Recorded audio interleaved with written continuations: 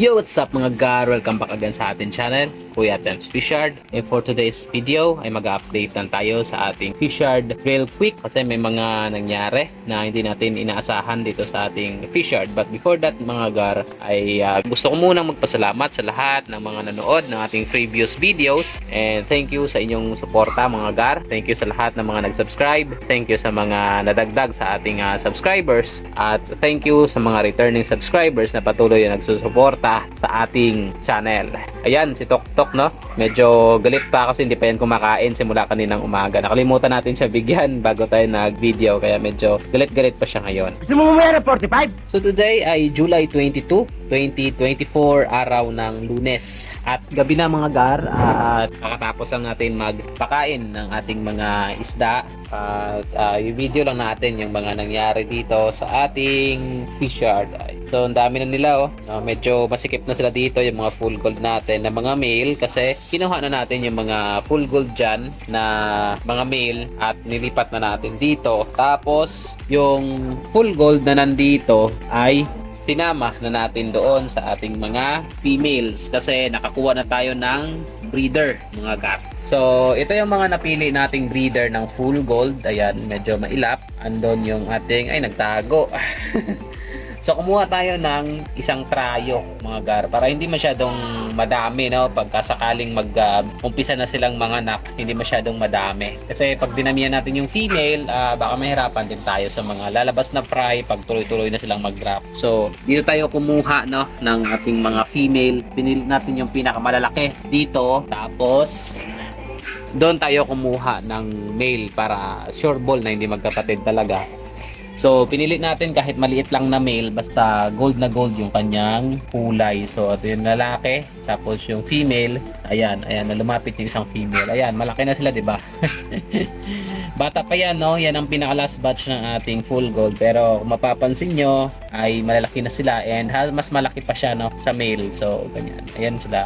So, dito natin sila nilagay sa dulo. So nakakuha na rin tayo ng breeder natin na MSSBT. Kaso ang problema, pag uwi natin ngayong hapon ay nawala yung male.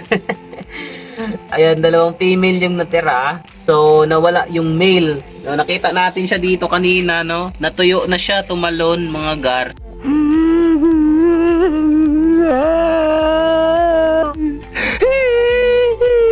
Sayang kasi 30 minutes ko pa naman yung sinipat para piliin yung magandang male. At pag uwi natin, so nagulat tayo, no? Wala na.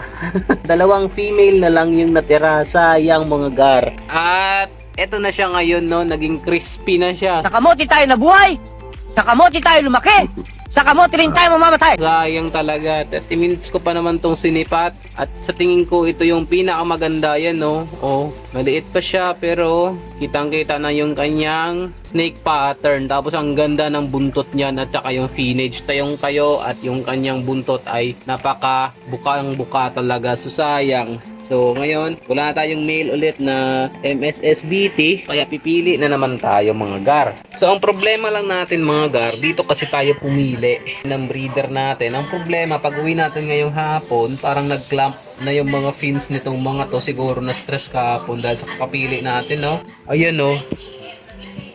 Ayan, nag-wiggle sila mga gar at nagka-clamp yung kanilang fins. So, tingin ko ito talaga ang danger mga gar, no? Pag nilipat mo, no, yung mga juvie, no? Pag juvie na or mga adult na, pag nilipat mo sila sa isang lagayan, tapos nakapag-settle na sila dun sa unang lagayan, medyo magkakaroon talaga ng problema. Kaya, ayan. So, ano na nga lang yan dyan sila?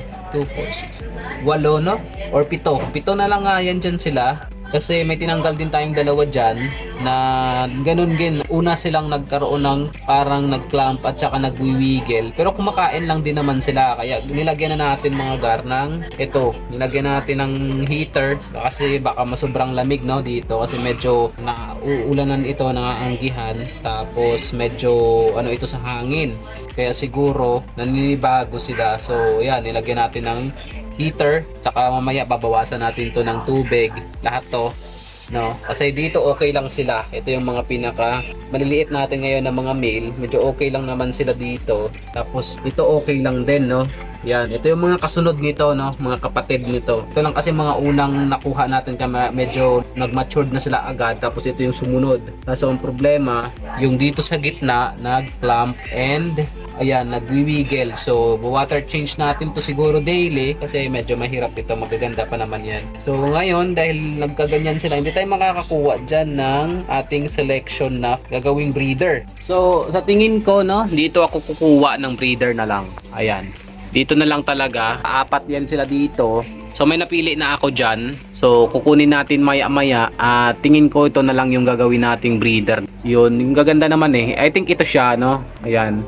Ganda o, yan. Bola lang yan. Letter V na letter V yung kanyang buntot. And yung kanyang pattern, black yung kanyang body. Masigla siya at tumutusok talaga, no? Ito yung napili ko. Ayan siya. Yun. Yan. Or pwede rin ito, no? Pilihan ko na lang mamaya, no? Ayan. Kasi andyan naman yung snake pattern. Tapos black yung ears. And yung kanyang buntot ay malapat. So yun lang naman ang hinahanap ko talaga. Hindi naman ako masyadong maselan sa mga male. Ayan. So yun ang ipapalit natin doon. Kasi sayang tumalon. Nanginayang talaga ako mga gar sa kanya, no? Sayang. Ayun, no? Tumalon. Ay nako. Hindi ko alam kung bakit tumalon siya, no? Kasi dyan naman yan siya galing eh. Sayang tuloy, ayan oh. Dalawang female na lang yung tira pagdating ko ngayong hapon. So mamaya no, kukuha na natin yan ng lalaki at acclimate natin, baka madali na naman. Tapos dito kahapon no, sa nag-drop natin na nagkaroon ng dropsy. So ayan na, may mga lumalangoy na ng mga fry na mga nakasurvive no, pa ilang piraso, ayan. Tapos ayun no, may mga lumalangoy-langoy na paunti-unti. Tapos sa ilalim meron din mga stay sa bottom na tingin ko buhay naman, kaya tinapunan na natin yan kanina ng BBS and tingin ko may makakasurvive na medyo marami-rami dyan. So mabuti na, good choice yung ginawa natin kahapon na hindi muna natin ginalaw para hindi sila ma-stress and may makasurvive. Tapos sa ating female, buhay pa rin siya hanggang ngayon. Ayan o.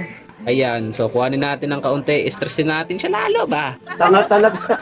Ayan, so angat pa rin yung kanyang kaliskis, angat pa rin, hindi pa rin wala na to kasi dropsy talaga to eh, hindi na to maagapan pag dropsy kasi talaga, antayin mo lang talaga yan na mamatay eh. Halos hindi ko kasi alam kung paano siya i-treat, and pag dropsy kasi internal ang tama, internal organs.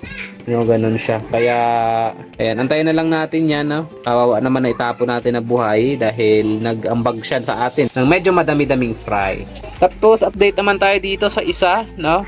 Ito yung successful na pag-anak. Sobrang dami ng mga anak niya. Ayan, plano ko tong ilipat bukas, no, sa mas malaking lagayan kasi nga nakaka-recover naman na sila and mukhang okay naman na sila. Lilipat natin kasi pag dyan sila, no, medyo babansot, no. So lipat na natin sa medyo malaking lagayan bukas, tingin natin kasi dito lang naman tayo bukas. Tapos kung maalala nyo mga gar, yung ating Dark Knight ay nilipat natin dito kasi parang dito, no, parati na sila nagtatago, no. Siguro nai-stress sila dahil nga halos parati na tayo dito, no, nagagawi. Kaya nilipat ko sila dito para medyo malapad yung kanilang paglalanguyan, pagtataguan. So tingin ko buntis na yung dalawang female na to. Ang isa nga ando na siya sa dulo eh, oh. Nagtatago lang. Tapos kanina nandito yan siya, no, na parang hirap na siyang huminga. Sana mag-drop na ng fry para magkaroon na tayo ng mga fry nito. Kasi parang nagugustuhan ko, maganda, no? Maganda yung kanyang buntot kasi, lalo na yung male. Tingnan mo yung dalawang male, ang ganda, no? Yan. So naninibago pa sila at malamig din kasi ngayon kaya medyo siguro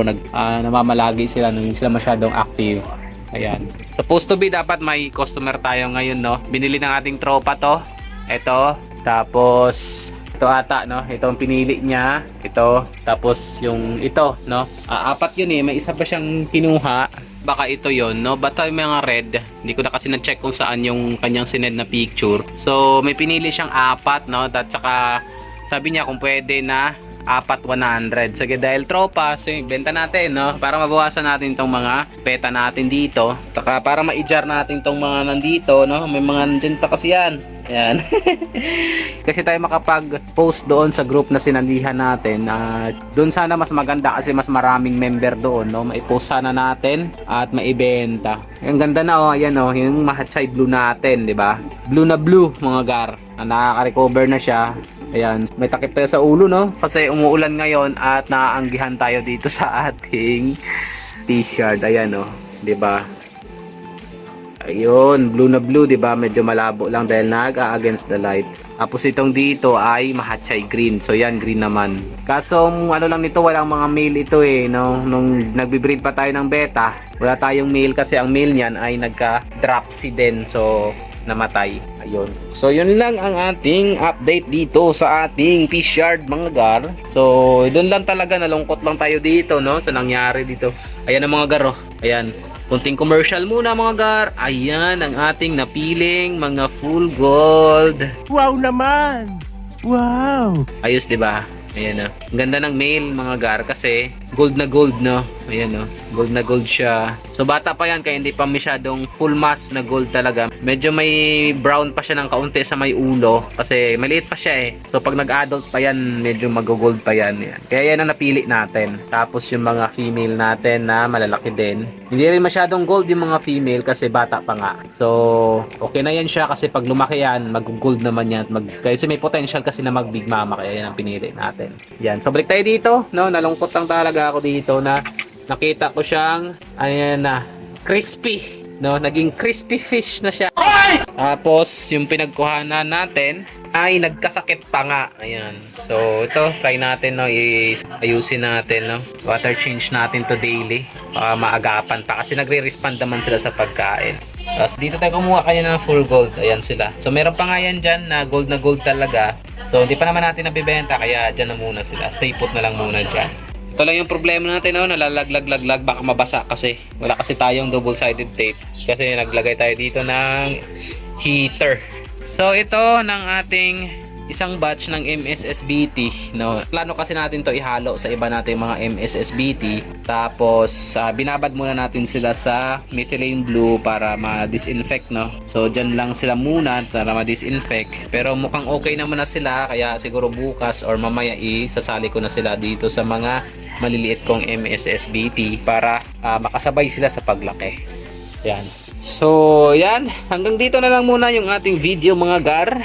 At again, no, sa mga hindi pa nakasubscribe, mag-subscribe na sa ating channel. At patuloy na suportahan si Kuya Temps Fisher. So, ito yung inyong Kuya Temps na nagsasabing, to God be the glory.